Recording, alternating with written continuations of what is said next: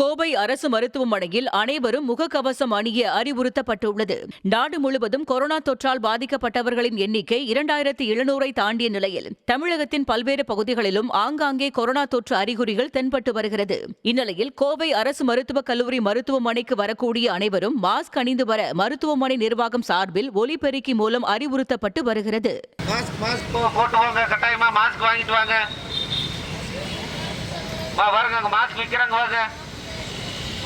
சுகாதார அறிவிப்பு கொரோனா அதிகமாகிட்டு இருக்கிறதுனால் பொதுமக்கள் அனைவரும் அவங்களும் பாதுகாப்போடு இருக்க வேண்டியது கட்டாயமாயிடுச்சு. கண்டிப்பா முக கவசம் போட்டு தான் அணிந்து தான் வர வேண்டும். இடைவெளி விட்டு நடக்க வேண்டும்.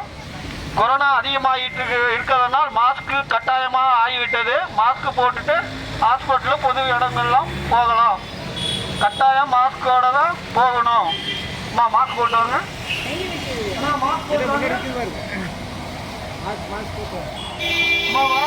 மாஸ்க் போட்டவங்க